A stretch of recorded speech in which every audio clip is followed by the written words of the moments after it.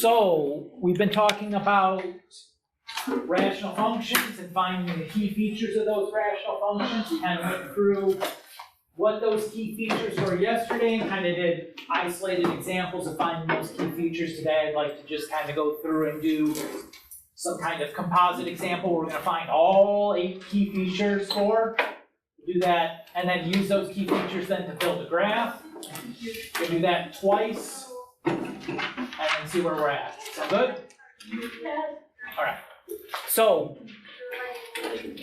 in our first example, we got y equals x cubed minus 2x squared plus x minus 2 all over x squared minus 4. Again, the key features we're looking for: domain, vertical asymptote, removable discontinuity, horizontal asymptote or other asymptote, x and y intercepts, and behaviors. I color-coded those because those were the key features that we kind of checked for together. Right? Like the work we need to do to find the domain is the same work for the vertical asymptote, it's the same work for the removable discontinuity, etc. But they all just kind of fit together. I'm going to color code the work on this first one on it, so you can kind of see what I'm doing. Pretty cool. Okay. So for those first set of 3 key features, domain, vertical asymptote, removable discontinuity, my first step is I need to factor my polynomial. Okay. If I look at that numerator, how do I factor x cubed minus 2x squared plus x minus 2? Like x plus x plus Take out x. x plus 2, x minus 2? Take out x. That's factor by factor. So you're. Is it x plus 2? They're going to be x. Is it x plus 2? X minus 2. Factor by factor. So polynomial. Yeah, x plus 2. Was there a factor, greatest common factor? No. No. How many terms were there? 4. Should I subtract by factor by grouping? And if I can't do that, then we have to do the synthetic division. Cross our fingers, factor by grouping works. I don't want to do that synthetic division stuff if I don't have to. Okay.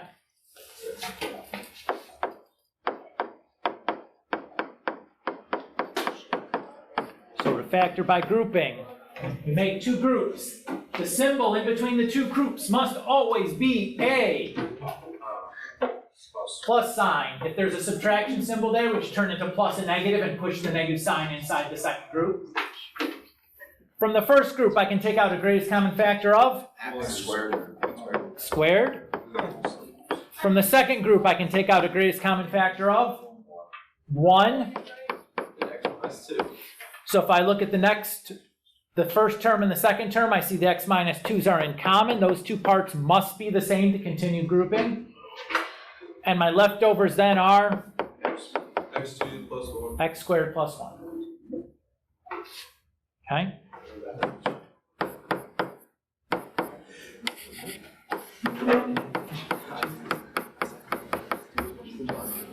How does the denominator factor? X squared minus 4. x2, x plus 2. Difference of squares. Yeah. x2, x minus 2. X minus 2, x plus 2, right? Just cancel out. Not yet, though. They cancel. We will, but before we cancel, what should we do? The other one? We stop and we find the domain. Oh, yeah. Before we reduce, we want to get the domain.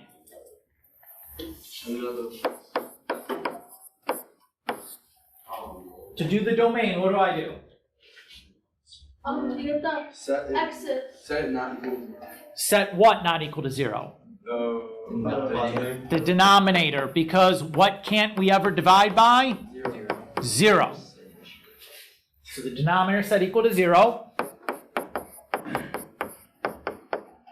We apply our 0 product property, so x cannot be 2 or negative 2. How do we write that as an interval, though?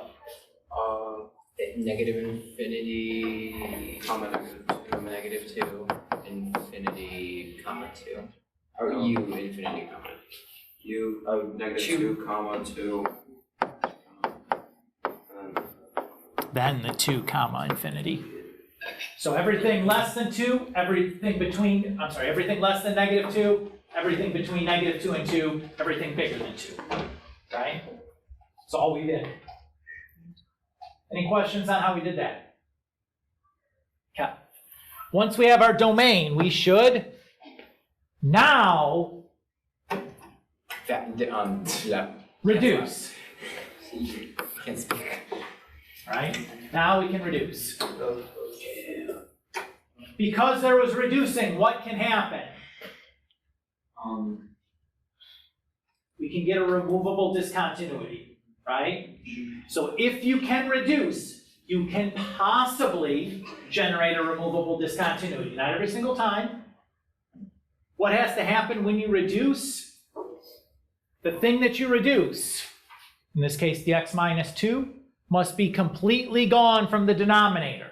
Are there any x minus 2's left? No. So what happened? We generated a removable discontinuity. Removable also called like a hole. Yes. Yep, that's the same thing. We're talking about a hole in the graph. That's a removable discontinuity. Very good. So what do we do to find that removable discontinuity? We take the piece that we reduced completely from the denominator, set it equal to 0. Now, a removable discontinuity, a hole, is a point. It's an x comma y. We have the x. Where do we get the y from? Plugging it back in. Plugging it back into the reduced form.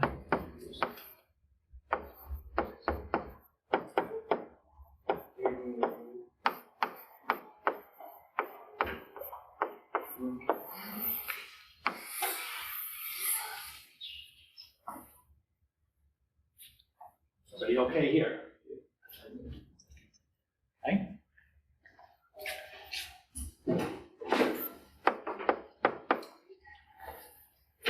The last piece on this set is the vertical asymptote. How do I find the vertical asymptote? Set the continuity. The reduced denominator equal to 0.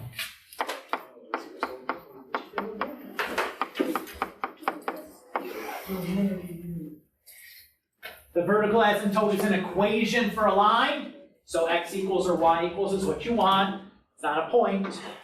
Done. Any questions on this first set? Okay. Next thing we're going to do are the horizontal asymptote or other asymptote. To do that, what do I need to look at? The degree of the numerator. Perfect. I need to compare the degree of the numerator with the degree of the denominator. The degree of the numerator is 2. 3. The degree of the denominator is 2. Since the degree of the numerator is greater than the degree of the denominator, we have a OA. To find that OA, we need to do, y f of x where f of x equals quotient. we need to do polynomial division, right? To get the equation that we need. So you can do polynomial division with the unreduced or the reduced form. It doesn't matter. Guess which one I'm going to choose? Reduced. The reduced one, right?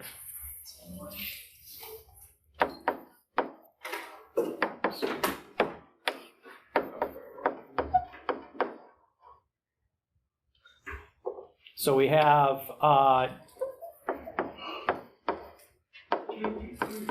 this.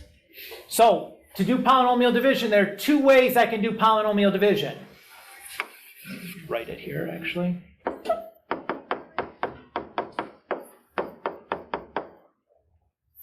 Two ways I can do polynomial division. I can do long division or I can do synthetic division. Long division you can do every single time. Synthetic division, special cases only. What is the special case I need for synthetic division? No leading coefficient of 1 and needs to be 1. Great. The divisor, in our case the denominator, leading coefficient 1, degree 1. Do we have that? Yes. Guess what I'm going to choose to do? Synthetic division, because it's a heck of a lot easier, right? All right. To set up my synthetic division, I take the denominator, set it equal to 0 and solve. That's what goes on the outside. The coefficients from the numerator go on the inside. I made a mistake intentionally. What's the mistake? Oh, you forgot the 0 in place of the x. Right, I have x, 1x squared, 0 x's, and then 1 constant. Don't forget the zeros. Unrecoverable mistake.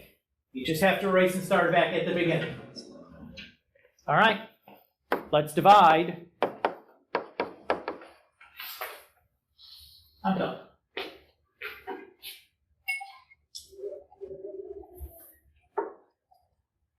So what part of this synthetic division do I need to write my OA?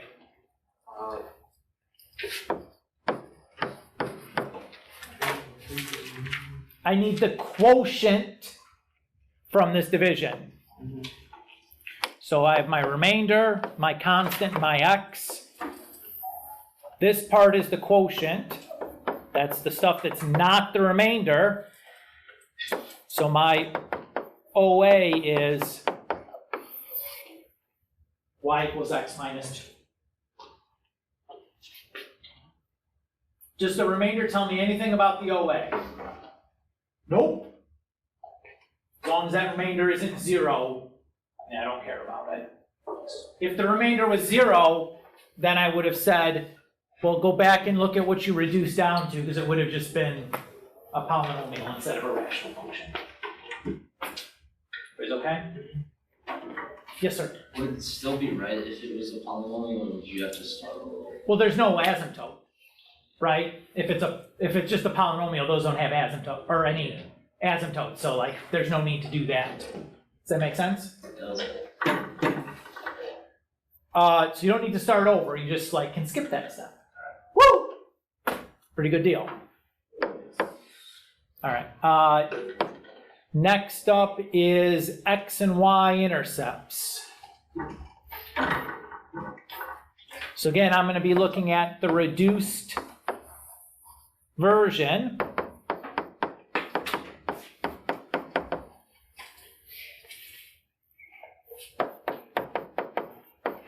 What do I need to do to find the x-intercepts, or intercept?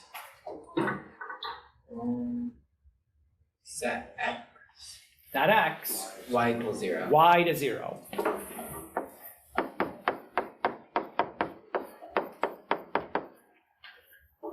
Now, I have a fraction equal to 0. When is a fraction equal to 0?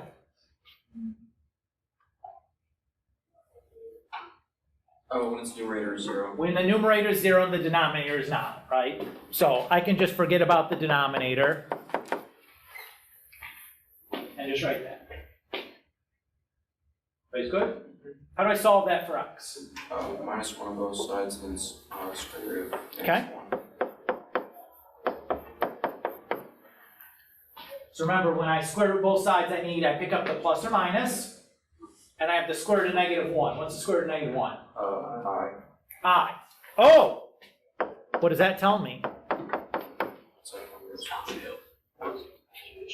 Right? What are we trying to find right now? X-intercepts. That's where the graph crosses the x-axis, right? Where is I on the x-axis? No. It's not on there. What does this tell me then? There's no x. No x-intercepts.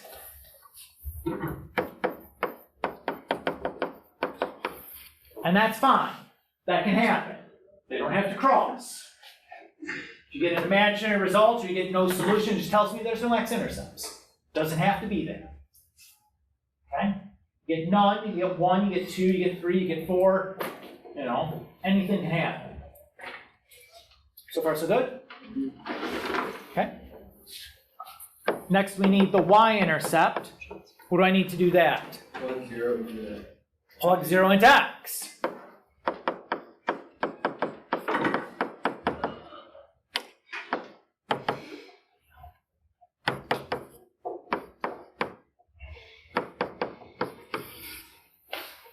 So 0, 1/2. Remember, x and y intercepts are points, right? Why is the x coordinate 0? Because that's what I plugged in for x, right? That was the x I chose to plug in. It's always 0, right? Yeah. How many y-intercepts can I get? At most 1. 0 is okay, you could get 0. You could have an asymptote or a hole on the y-axis. Yeah. That could happen. At most 1, either 1 or 0. So why is the x 0 now? So, What did we plug in for x? 0, right? So x is 0. That's Julius. No? Okay. All right. Last thing we had on our list was the end behaviors, right? Okay. So we did this before. Remember we have one end behavior for the left end, we're gonna have one end behavior for the right end, and then 2 end behaviors for each vertical asymptote. You guys remember this from last time? How many are we gonna have in this case? 4 end behaviors, because I have left end, right end, and then 1 vertical asymptote, which causes 2 end behaviors, because it has 2 arrows on it. if there were 2, would it then be 4? If I had 2 vertical asymptotes, I have a total of 6. 1 for each end, 2 for each asymptote. Okay. All right. So I have my left end asymptote. I have my left end behavior. My right end behavior. My left side for my asymptote. And then the right side for my asymptote.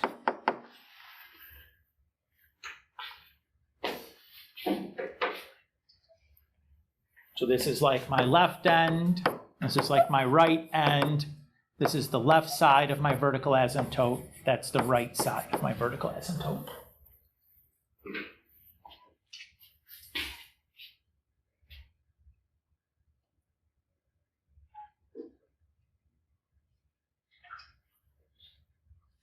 Everybody's okay? So far, so good?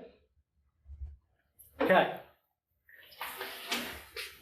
To do the left end and right end, what I'm going to be using is my OA or HA. So if I plug a very, like a number that's close to negative infinity, like negative 1,000, in for x, I'm going to get like a negative 1,002. Everybody agree? So that means that we're going to negative infinity, right? Luco? Why on the bottom 2 are there like -2 and then a minus? Subscript and superscript. So the superscript tells you which side of the asymptote you're talking about. So the negative sign is talking about the things less than -2. Okay. So you do a minus. Everybody's okay? To do the right end, then I'm going to take the positive infinity and plug it in. So like pick a very large positive number, like 1,000. 1,000 minus 2 is 998. What are we heading to? Positive infinity. Everybody's okay? All right. If I take negative, if I look at this one, I'm looking at a number less than -2, so maybe -2.1. If I plug that in, I have positive on top, right? Negative number squared is going to be positive, and then +1 still positive. And then -2.1 plus 2 is a negative. So positive over negative should be negative. So this is going to be negative infinity. Okay? If I do the same thing for a number slightly bigger than -2, maybe -1.9. Again, I'll have positive on top. Negative squared is positive, +1 still positive. -1.9 plus 2 is positive. Positive over positive is positive, so we have positive infinity.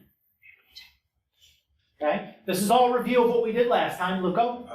Could you explain how you got for the OVA the -infinity? So I picked a number that was less than -2, just slightly, like -2.1. Okay. and then I plugged it in here and just looked at whether I got a positive or negative result. Oh, so you don't just plug in -2, right? Negative 2.1. I need a number less than -2. If I plug -2 in, the calculator just tell me undefined because I'm dividing by 0. Right? So I have to pick something on the left side. So I pick something really close to -2, but still less than -2.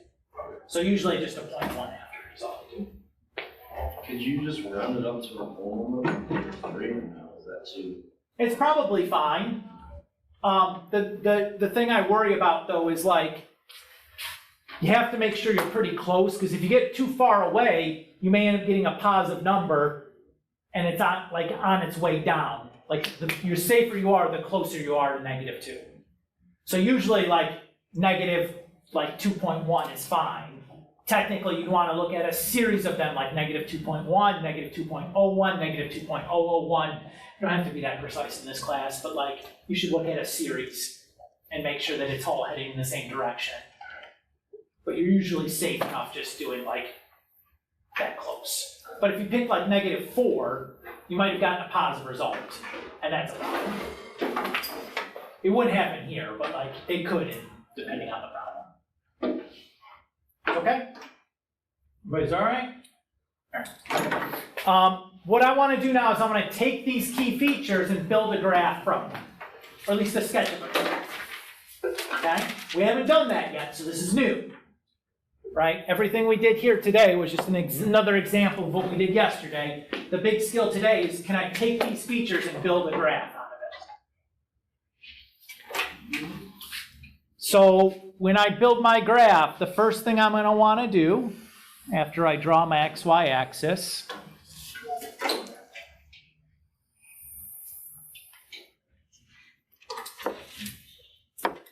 is I want to draw in my asymptotes.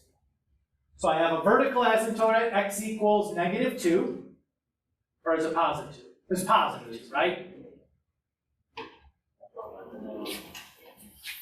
Was it positive 2 or -2? Oh, it's -2. Okay. And then I have this OA at x equals, I'm sorry, y equals x minus 2. Right? Those are my two asymptotes. The vertical one is easy to draw. So I'm just going to take positive 2 on the x-axis and draw a vertical line through it.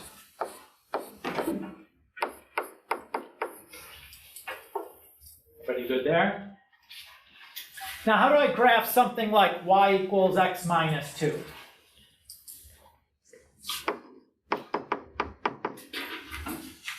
How many points do I need to draw that graph?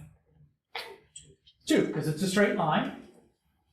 So I'll just like make an XY table. I'll pick some values for x and plug them in. I'm going to pick 0. That's convenient to use. When I plug 0 in for x, what do I get? -2. And I'll pick 2. Again, nothing special about the numbers I'm picking. Just want them to be convenient. Don't pick like 5/8 or something stupid like that. Just pick like easy numbers that are used. When I plug 2 in for x, I get 0. So I have 0, negative, oops, don't do that. 0, -2, and then 2, 0. So my OA is kind of coming through like this.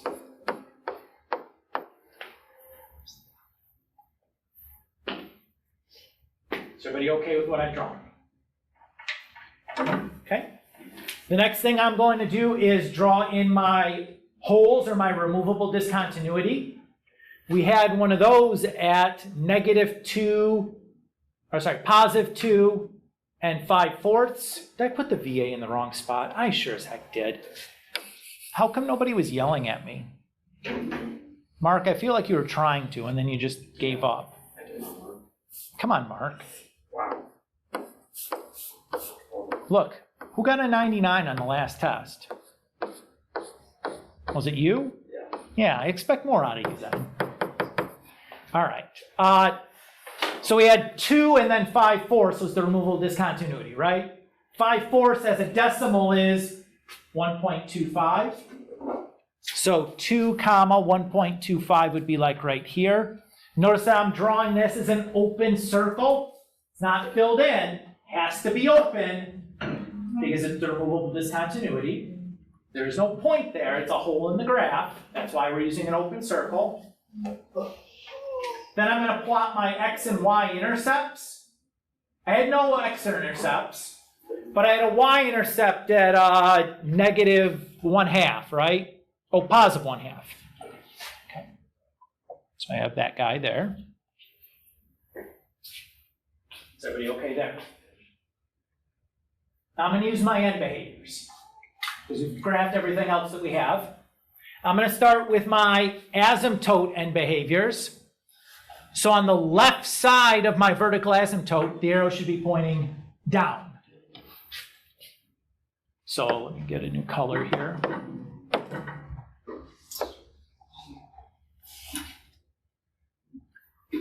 And on the right side of my vertical asymptote, my arrow should be pointing up. So we'll do that. Okay?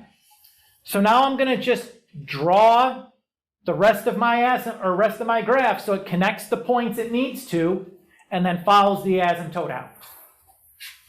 So this guy's going to go down like through there, hit on those points, and then just follow the asymptote out, not crossing it. So same idea here. I have no points to connect, but that's fine. I'll just kind of like match in general what I got. Notice that the right end is pointing to the x value positive infinity and to the y value positive infinity, which matches there. And my left end is pointing to the x value negative infinity and the y value negative infinity, which matches what we had here. So I'm pretty convinced that's my graph. Does everybody feel okay with what we did here? This would be a test question, right? Give you the key features and ask you to plot plot a sketch of the graph. Okay?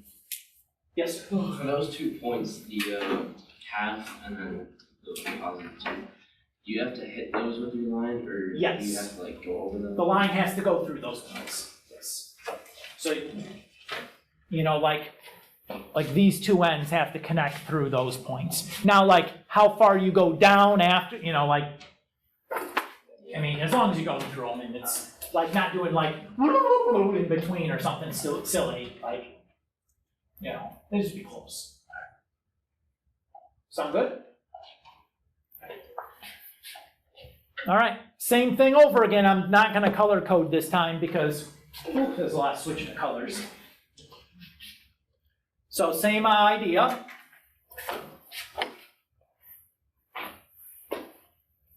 We're going to do the 8 key features and then sketch the graph. Sound good? What key feature should I start with? Domain. Domain, remove discontinuity, vertical asymptote is the first ones I start with. To find those, what do I need to do? Factor. X squared plus 5x plus 6. How does that factor? Oh. X plus 3, x plus 2. Wonderful. X squared minus 16. How does that factor? X minus 4, x plus 4. Good. X minus 4, x plus 4. Okay. Let's stop and do the domain now, because we factored. What do we do to find the domain? Set equal to 0. What set equal to 0? The factor denominator. Now there's no reducing that would happen this time, but you gotta do the domain before you reduce.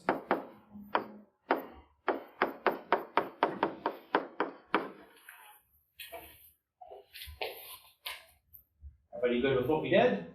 So what are my intervals then? -3, comma 4, you, -4. -4, and you, -4, comma 4, and then 4, comma +8. Good. So everything less than -4, everything between -4 and 4, everything after -4. In general, if you look at the first component of our intervals, they should be going from small, medium, big should be in order of how you'd find the numbers on the number line. As long as you get those in the right places, usually the second half takes care of itself. Everybody's okay? Next thing we look for is removable discontinuity. What's that gonna be? Where do we get the removable discontinuity from? Setting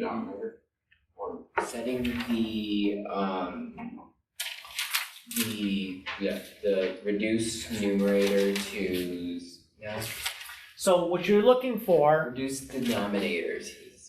so it's the thing you reduced from the denominator. Did I do any reducing here? No, Can I generate or remove discontinuity if there's no reducing? no. No, so this is done, none. Great. Easy. Vertical asymptote, I set the reduced denominator equal to 0. That's gonna be the same thing as this though, right? What are my vertical asymptotes gonna be?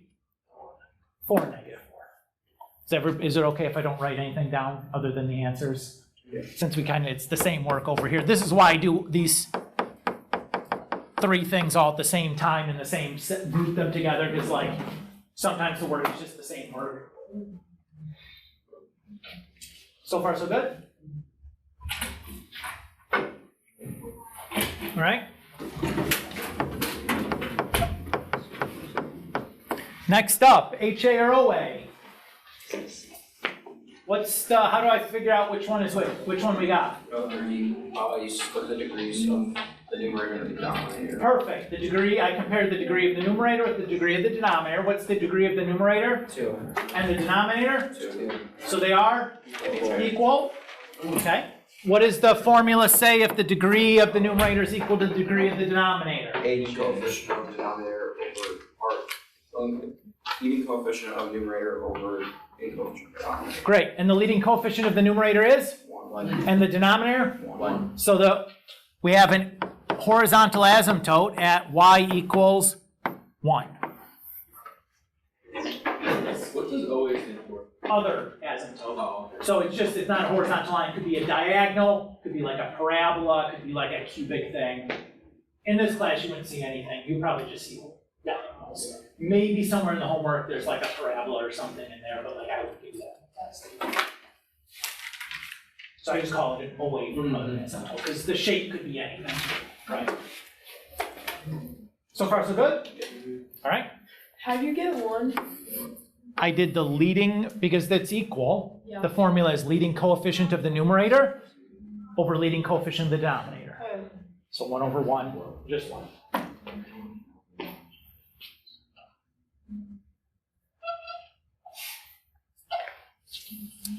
So again, all these key features, are any of them really hard to find? No. No, what's gonna be the hard part? Remembering how to find them, right? Because it's like, they all kind of sound alike, it's pretty similar. They're all simple, they're easy steps to do, but like there's a lot of steps and they're all a little different and like they're kind of all seem kind of the same at first glance. What's the good news about remembering all the steps? No part. You have a note card. So just don't be upset on the test day, make it a good note card and everything should be A-okay, right? All right, next thing we need are the X and Y intercepts. How do I find the X intercepts? Okay, put the Y in as 0. And I'm gonna use the factored form because we already factored it, like Y, not going back to the unfactored form. I don't want to do it again. I did it once, that's enough. I have a fraction that's equal to 0. When is a fraction equal to 0? Numerator equals 0. Numerator is equal to 0. So what are my solutions then? -3, -2. But remember, x-intercepts are points. I don't want to confuse those with vertical asymptotes that also look like the same thing. So I'm going to write it as an ordered pair because we plugged 0 in for y. The y coordinate is 0. Does everybody feel okay with what we did here? Okay. Again, very easy, right? Like, real easy, really, really easy steps. It's just a question of like remembering what to do for the step, right? All right. y-intercept, I. Plug it 0 into x. 0 in for x. So again, you could use the original here, it would be fine. So I have 3 plus 2 is 6. 4 times negative 4 is 16. I could reduce that to be negative 3 over 8. Yep.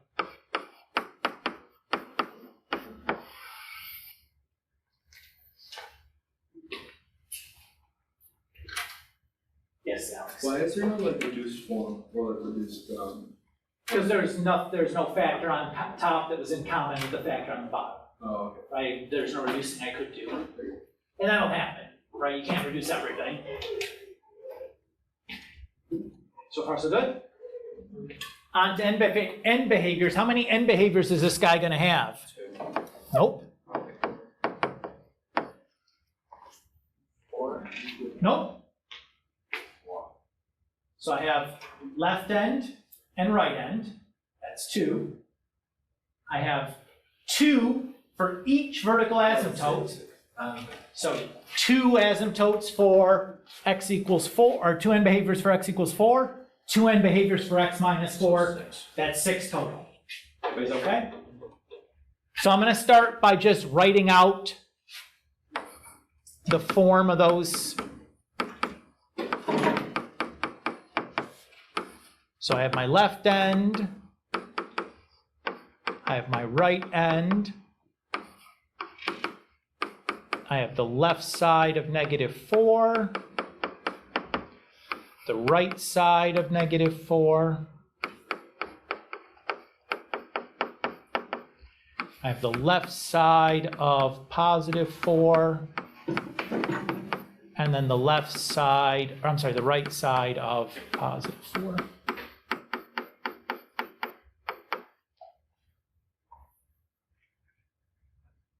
Okay.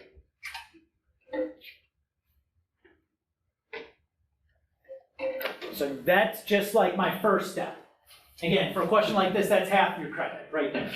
You're just able to be like, okay, I know there's 6 asymptotes or 6 end behaviors.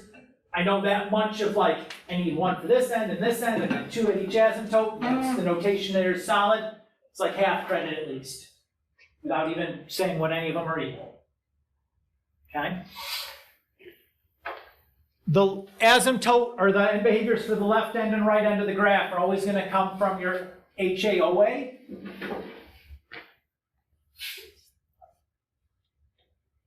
Here it's a horizontal asymptote.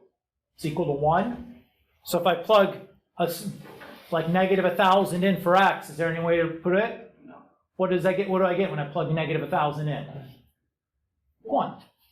If I plug positive 1,000 in, what do I get? 1.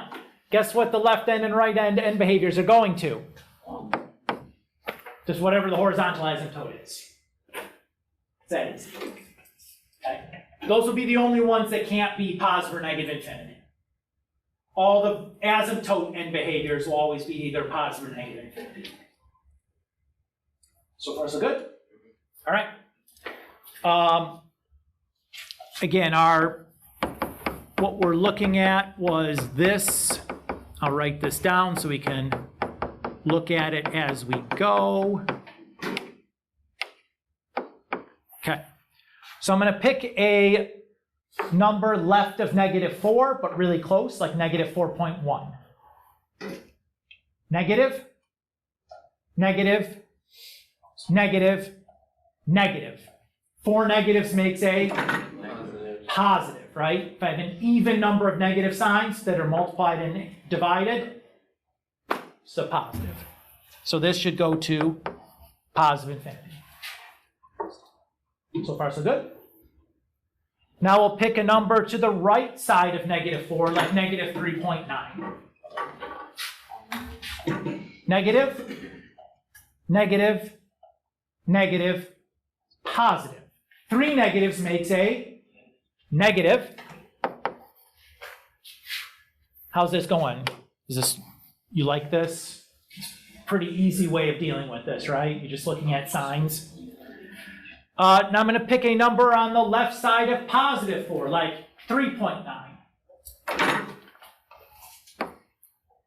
positive, positive, negative, positive.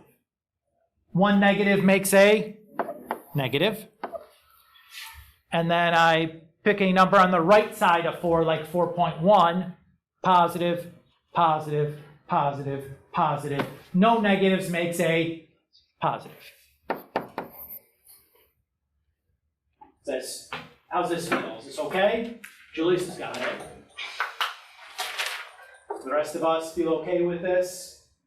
Again, once you got it, it's like, it's cool. This is, the hardest part is making sure that I have a number on the left and right side correct. Like, the negative 4.1 is on the left side, but positive 4.1 is on the right side. That's the most common mistake I see students make, is they just over that part, which is like, I can see myself doing that, but like, it's not that bad. All right, we're gonna take all this stuff together now and build the graph.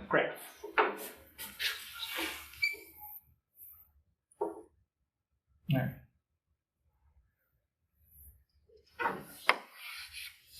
Need some space here.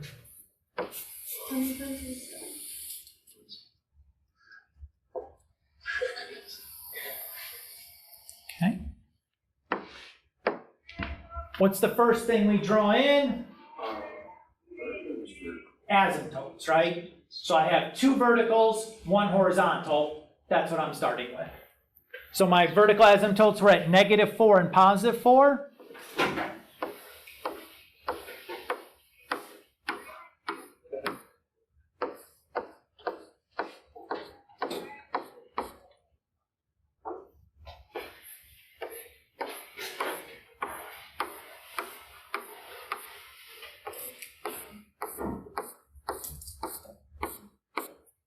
And then my horizontal asymptote was y equals 1.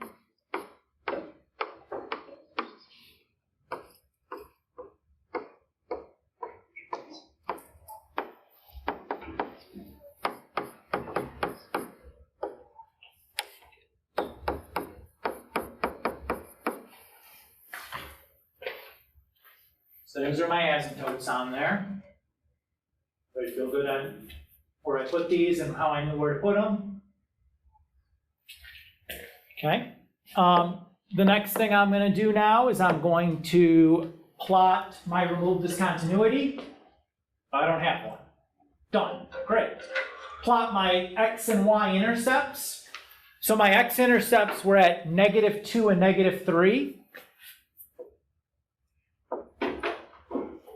And then my y-intercept was at -3/8.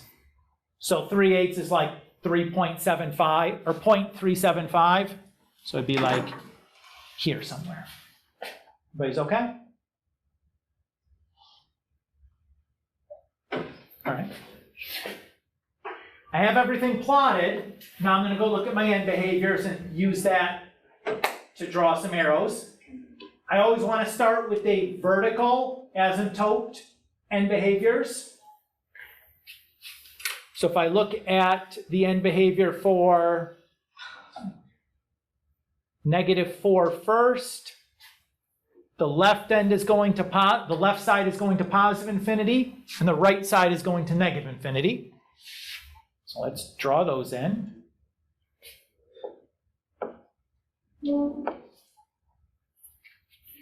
And then I'll do +4 next. So again, I go over here, look at +4. The left side is going to negative infinity. The right side is going to positive infinity.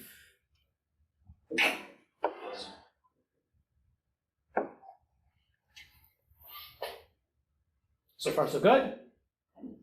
Now I'm going to connect these by following the asymptotes. So I'll start with the in-between pieces. So this is going to kind of go up, go down, hit that guy, and connect back in here. Is everybody okay? Notice I didn't cross any asymptotes when I drew that in, right? Is it okay that it's like a little squiggly or whatever there? Yeah, sure, who cares? I don't. So far, so good. Now these over here, I don't have any points to cross, so I'm just gonna follow the asymptote. So I follow kind of my vertical asymptote down and the horizontal asymptote out. And follow my vertical asymptote down, and the horizontal asymptote out. That should be my graph. What do you guys think? Is this okay? I would point out that if I look at this end behavior, this arrow is pointing to the x positive infinity, and the y is pointing to 1, which matches exactly what we saw here. And the other end of our graph points at the x value negative infinity and the y value 1, matches our left end and right end behaviors. So it should feel really good about what I did. So I usually don't really draw these in. I just kind of like, how I have to draw the graph kind of forces where those need to go, whether they're above or below the horizontal asymptote. So I don't bother drawing those. I just kind of like let it be where it has to be and then double check at the end to make sure, okay, that is in the right spot. I didn't do anything silly.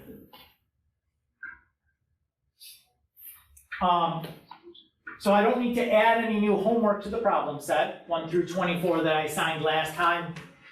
I think there were graphing problems at the end of that, so like this should clear up any graphing that you might have to do.